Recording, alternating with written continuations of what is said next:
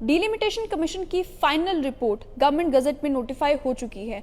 उसमें जम्मू कश्मीर में आप जानते हैं कि डिलिमिटेशन का प्रोसेस चल रहा था, अलग अलग पब्लिक मीटिंग्स भी हुई और उसके बाद डिसीजंस लिए गए कि किस तरीके से असेंबली कॉन्स्टिट्यूंसीज हों या पार्लियामेंट्री कॉन्स्टिट्यूंसीज हों, उन्हें डिलिमिट किया जाएगा। जो डिसीजंस फाइनल रिपोर्ट का हिस्सा हैं वो आपके साथ पहले शेयर करें। पहली चीज़ तो ये कि 9 सीटें शेड्यूल्ड ट्राइब्स के लिए रिजर्व कर दी गई हैं और उसके अलावा 90 असेंबली कॉन्स्टिट्यूंसीज जो डिलिमिट की गई हैं उसमें से 43 जम्मू रीजन का पार्ट होंगी और 47 कश्मीर रीजन का पार्ट होंगी। ये सारे तो वो डिसीजंस है जो डिलिमिटेशन कमीशन की फाइनल रिपोर्ट गवर्नमेंट गजट में नोटिफाई हुए हैं उसका हिस्सा है। लेकिन उसके अलावा भी जो एक प्रेस रिलीज जारी की गई है डिलिमिटेशन कमीशन के द्वारा, जो प्रेस इंफॉर्मेशन ब्यूरो ने भी जारी की है, उसमें ये मेंशन किया गया है कि डिलिमिटेशन कमीशन ने कुछ सिग्निफिकेंट रिकमेंडेशंस भी की हैं केंद्र सरकार को। उन रिकमेंडेशंस को लेकर ये बताया गया कि डिलिमिटेशन कमीशन ने ये कहा कि उन्हें कई सारी रिप्रेजेंटेशंस मिली कश्मीरी माइग्रेंट्स के द्वारा, जिन्होंने ये कहा कि कश्मीरी माइग्रेंट्स जिन्हें अपना घर छोड़कर आना पड़ा, जो अपने ही देश में रेफ्यूजी बनकर रह गए हैं, उनके लिए भी पॉलिटिकल रिजर्वेशन का कोई प्रोविजन होना चाहिए। और उन्होंने ये कहा कि उनके पॉलिटिकल राइट्स को प्रिजर्व करने के लिए भी डिलिमिटेशन कमीशन को कोई कदम उठाना चाहिए। इसके चलते उसी के साथ साथ डिस्प्लेस्ड पर्सन्स जो पाक ऑक्यूपाइड जम्मू एंड कश्मीर के हैं, पीओजे के रेफ्यूजीज हैं, उन्होंने भी डिलिमिटेशन कमीशन को अप्रोच किया।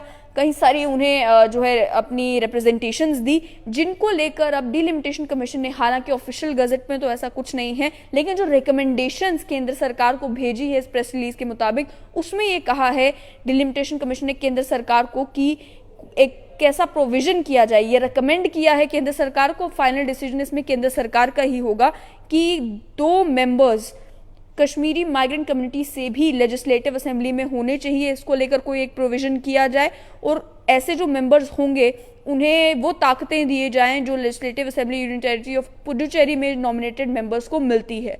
उसके साथ साथ में केंद्र सरकार ये भी कंसिडर करे कि जो डिस्प्लेस्ड पर्सन्स है पाक ऑक्यूपाइड जम्मू एंड कश्मीर से, उन्हें भी कुछ रिप्रेजेंटेशन मिले बाय वे ऑफ नॉमिनेशन, कि वो भी अपने रिप्रेजेंटेटिव को नॉमिनेट कर सके जम्मू कश्मीर की लेजिस्लेटिव असेंबली में।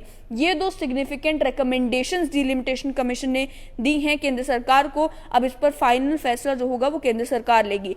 लेकिन जो डिलिमिटेशन की फाइनल रिपोर्ट जारी हुई है उसमें क्या कुछ सामने आया है।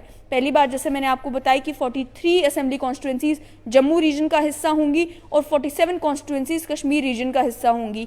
इसमें 9 असेंबली कॉन्स्टिट्यूंसीज जिन्हें शेड्यूल्ड ट्राइब्स के लिए रिजर्व किया गया है, उनमें से 6 जम्मू रीजन में हैं और 3 कश्मीर घाटी में। जिन रीजन्स को शेड्यूल्ड ट्राइब्स के लिए रिजर्व किया है उसके बारे में आपको बता दूं कि जम्मू रीजन में गुलाबगढ़, रजौरी, बुद्धल, थाना मंडी, सुरनकोट और मेंढर, ये वो 6 एरियाज हैं जम्मू रीजन के जिन्हें शेड्यूल्ड ट्राइब्स के लिए, जिन 6 असेंबली कॉन्स्टिट्यूंसीज को रिजर्व किया गया है। कश्मीर की अगर बात की जाए तो कश्मीर में कंगन, कोकरनाग और गुरेज, ये 3 असेंबली कॉन्स्टिट्यूंसीज हैं जिन्हें शेड्यूल्ड ट्राइब के लिए रिजर्व किया गया है। उसके अलावा जम्मू रीजन में 7 सीटों को शेड्यूल्ड कास्ट के लिए भी रिजर्व किया गया है। रामनगर, कठुआ, रामगढ़, बिश्नाह, सुचेतगढ़, मढ़ और अखनूर, ये 7 वो जम्मू रीजन की असेंबली कॉन्स्टिट्यूंसीज हैं जिन्हें रिजर्व किया गया है शेड्यूल्ड कास्ट के लिए। और वहाँ पर जाहिर सी बात है डिलिमिटेशन कमीशन ने मेंशन भी किया है कि जो पैरामीटर्स फॉलो किए गए थे 2011 का जो सेंसस है उसके बेसिस पर अलग अलग शेड्यूल्ड कास्ट और शेड्यूल्ड ट्राइब की जो पॉपुलेशन थी सभी डिस्ट्रिक्ट्स में, उसे ध्यान में रखते हुए इन असेंबली कॉन्स्टिट्यूंसीज को रिजर्व किया गया है।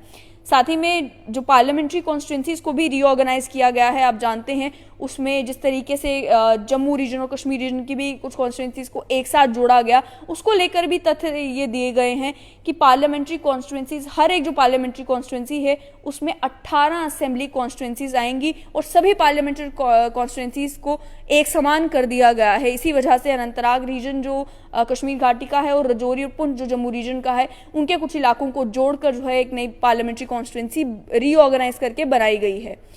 उसके साथ साथ में अगर बात की जाए तो डिलिमिटेशन कमीशन ने ये भी मेंशन किया कि कई सारी रिप्रेजेंटेशंस ये भी आई कि कुछ कॉन्स्टिट्यूंसीज के, असेंबली कॉन्स्टिट्यूंसीज के नाम बदल दिए जाए।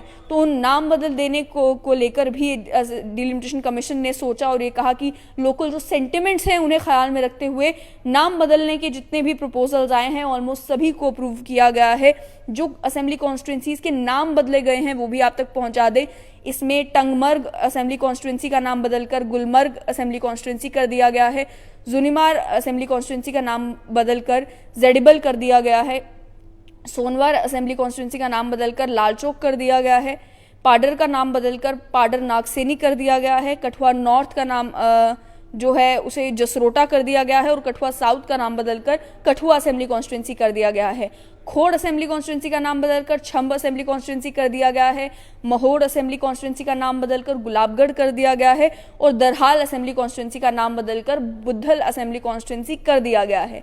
इसके अलावा कई सारी और रिप्रेजेंटेशंस भी डिलिमिटेशन कमीशन को मिली थी, जिसमें केवल डिमांड ये की गई थी कि जो तहसील्स हैं उन्हें एक असेंबली कॉन्स्टिट्यूंसी से शिफ्ट करके दूसरी असेंबली कॉन्स्टिट्यूंसी में डाल दिया जाए, जिनमें से डिलिमिटेशन कमीशन का एक कहना है कि कुछ एक जो रिप्रेजेंटेशंस आई वो लॉजिकल लगी तो उन्हें एक्सेप्ट किया गया है, जिसमें तहसील शिगुफवाड़ा जो है पहलगाम से उसे शिफ्ट किया गया है बिजबेहरा असेंबली कॉन्स्टिट्यूंसी में। उसके अलावा ख्वारहामा जो तहसील है उसे कुंजर तहसील से शिफ्ट किया गया है गुलमर्ग असेंबली कॉन्स्टिट्यूंसी में और रीड्रॉ किया गया है वगूरा क्रीडी असेंबली कॉन्स्टिट्यूंसी को, जिसमें क्रीडी और खोई तहसील है और पार्ट ऑफ वगूरा और तंगमर्ग तहसील्स भी है, इसे भी रीड्रॉ किया गया है। इसके साथ साथ में दरहाल तहसील को बुद्धल से शिफ्ट करके थनामंडी असेंबली कॉन्स्टिट्यूंसी में डाल दिया गया है। जम्मू कश्मीर रीऑर्गेनाइजेशन एक्ट के तहत जब डिलिमिटेशन कमीशन को बनाया गया तो ये भी बताया, डिलिमिटेशन कमीशन का ये कहना है कि डिसाइडेड होते हैं जो ब्रॉड पैरामीटर्स जिन्हें फॉलो करना होता है कि किस तरीके से डिलिमिटेशन कंडक्ट की जाएगी। जम्मू कश्मीर में जो डिलिमिटेशन हुई है 20 डिस्ट्रिक्ट्स में, उसको लेकर ये कहा गया कि कमीशन ने सभी डिस्ट्रिक्ट्स को कैटेगराइज किया गया 3 ब्रॉड कैटेगरीज में, जिसमें ए कैटेगरी उन डिस्ट्रिक्ट्स की थी जो प्रोमिनेंटली जहाँ पर हिली और डिफिकल्ट एरियाज हैं, फिर वो डिस्ट्रिक्ट्स जहाँ पर हिल और फ्लैट एरियाज़ हैं, और सी डिस्ट्रिक्ट्स वो जहाँ पर प्रीडोमिनेंटली फ्लैट एरियाज़ हैं और 10% का प्लस या माइनस का मार्जिन भी दिया गया एवरेज पॉपुलेशन के हिसाब से। फिर उसी हिसाब से कॉन्स्टिट्यूंसीज को रीड्रॉ किया गया और कार्व आउट किया गया। कोशिश यही की गई कि जो लोएस्ट यूनिट है, एडमिनिस्ट्रेटिव यूनिट्स हैं, उन्हें छेड़ा ना जाए। और उसके अलावा पब्लिक सिटिंग्स बहुत सारी हुई, जिन पब्लिक सिटिंग्स में 242 डेलीगेशन जो हैं श्रीनगर, पहलगाम, किश्तवाड़ और जम्मू में डिलिमिटेशन कमीशन से मिले। लगभग 1600 लोगों ने अपने व्यूज़ पब्लिक सिटिंग के जरिए डिलिमिटेशन कमीशन तक पहुंचाए, जिसके बाद फाइनली फैसला लिया गया कि आखिर किस तरीके से डिलिमिटेशन होगी और क्या क्या चेंजेस डिलिमिटेशन कमीशन अपनी ड्राफ्ट रिपोर्ट से इस फाइनल रिपोर्ट में लाएगा। फाइनल रिपोर्ट अब जो है वो आ चुकी है और मैंने आपको बता दिया कि जो मेजर चेंजेस हुए हैं वो यही कि जो कुछ सीट्स रिजर्व की गई हैं और उसके अलावा जो नाम चेंज हुए हैं, लेकिन मेजर बात यही कि रिकमेंडेशन दी है डिलिमिटेशन कमीशन ने। ये रिकमेंडेशन फाइनल रिपोर्ट का हिस्सा नहीं है। इस रिकमेंडेशन को लेकर केंद्र सरकार ने सोचना है कि क्या 2 सीट्स कश्मीरी माइग्रेंट्स को या और साथ ही में 2 सीट्स क्या पीओजेके के जो रेफ्यूजीज हैं उनके लिए भी रिजर्व की जाती हैं या रिजर्व नहीं की जाती।